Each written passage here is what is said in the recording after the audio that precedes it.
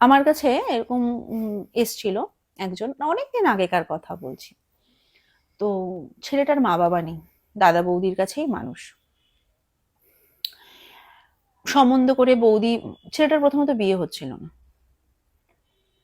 মানে সম্বন্ধ দেখছে, পছন্দ হচ্ছে না, নয় অনেক দূরে পছন্দ হচ্ছে না, নয় গায়ের রং কালো, বা নয় উম, চুল কম, মানে কিছু না কিছু এক্সকিউজ দেখিয়ে ছেলেটা বিয়ে করছিল না।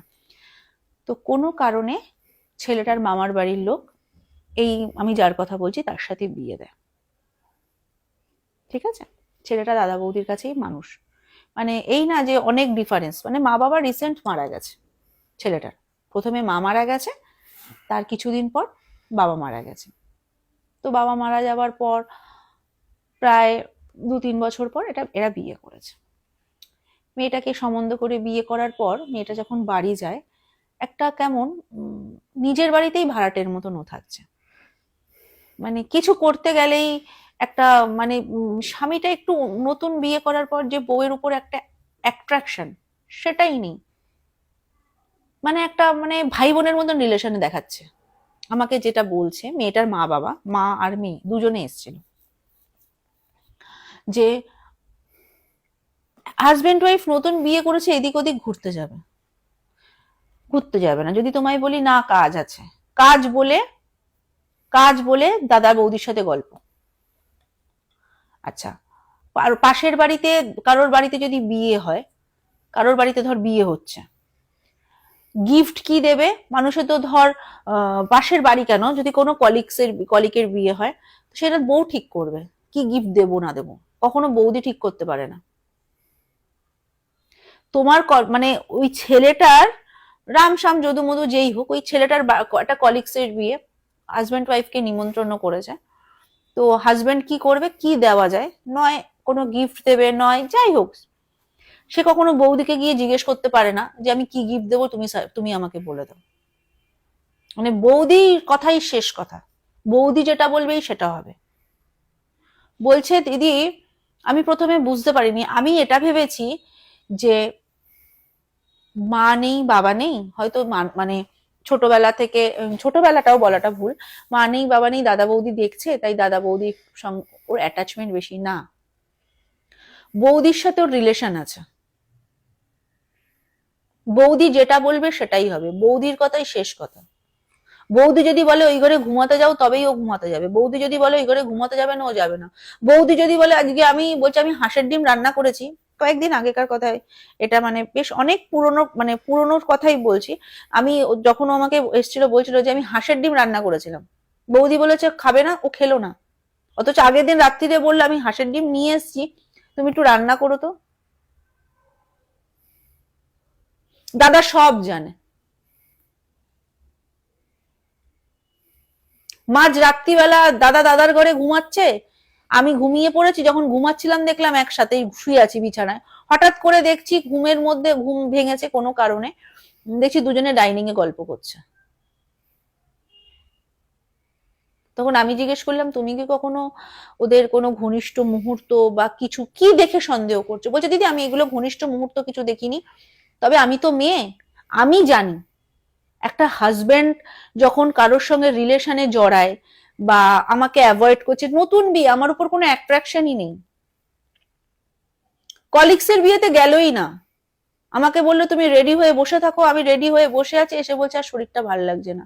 অথচ বৌদিকে নিয়ে বেরিয়ে গেল কার জ্যাঠা শ্বশুর না কার শরীর খারাপ সেখানে দেখতে, তার জ্যাঠা না কার শরীর খারাপ চলে যেতে। আজকে তার নতুন, তার বিয়ে হয়েছে 4 মাস কি 5 মাস।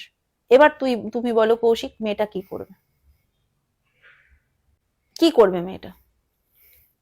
অত পয়সা খরচা করে বাবা মা তাকে বিয়ে দিল, নিজের বৌদির সঙ্গে নিজের হাজবেন্ডের পরকীয়া।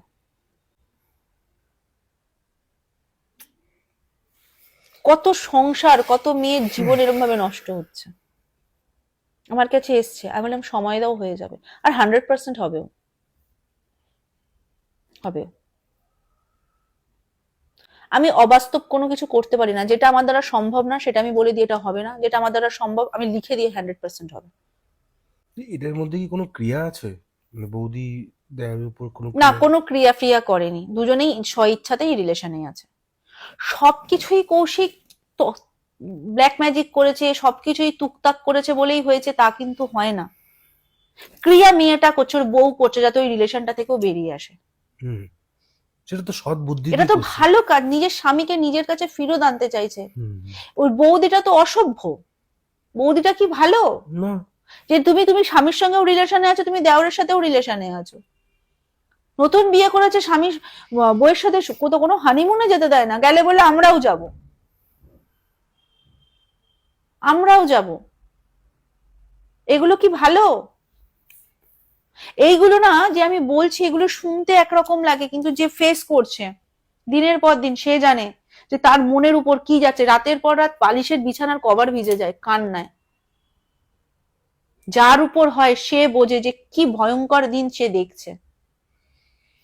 বাচ্চা নিতে চাইছে না, আমি এখনো দায়িত্ব নিতে পারবো না, ভয় লাগছে। আরে তুই বিয়ে করতে পেরেছিস, একটা বাচ্চার দায়িত্ব নিতে পারবি না? তুই ভালো জায়গায় কাজ করিস,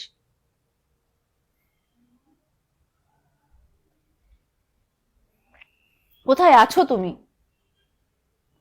এখন মানুষ আর মানুষ নেই, এখন মানুষ আর মানুষ নেই কৌশিক।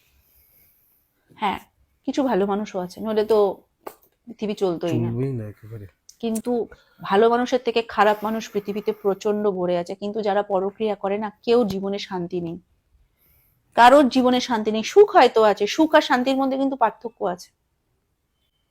কারোর জীবনে শান্তি নেই।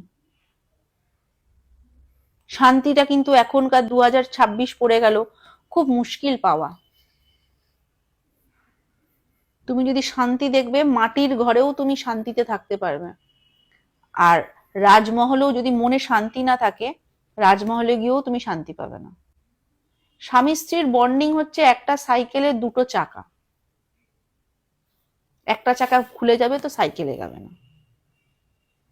সব সংসারেই অশান্তি হয়, প্রত্যেকটা সংসারে অশান্তি আছে, কিন্তু অশান্তিটা অশান্তির মতনই ঠিক আছে। ওর অজুহাত দেখিয়ে পরক্রিয়ায় যাওয়া, আমি সুখী নেই, আমি শান্তিতে নেই, আমি বাড়িতে গেলে শান্তি পাই না, আমার ওয়াইফ আমার সাথে ঝামেলা করে, চিৎকার করে, চেঁচামেচি করে, মাকে দেখে না, বাবাকে দেখে না, ভাইকে দেখে না, বোনকে দেখে না। ও বলবে আমার স্বামী আমার সাথে খারাপ ব্যবহার করে, মায়ের কথায় ওঠা বসা করে, আমি পাচ্ছি না থাকতে। এই দিয়েই তো শুরু হচ্ছে। এখনকার দিনের মধ্যে মানুষের আন্ডারস্ট্যান্ডিং, অ্যাডজাস্ট করে চলার ক্ষমতাটাই নষ্ট হয়ে গেছে। সবার ক্ষেত্রে নয়, কিছু কিছু মানুষের ক্ষেত্রে বলছি, অ্যাডজাস্টমেন্ট, ধৈর্য নেই, ডোন্ট কেয়ার। আমি ইনকাম করছি, ওর ভরসায় কেন থাকবো, এই ব্যাপারটা চলে এসছে।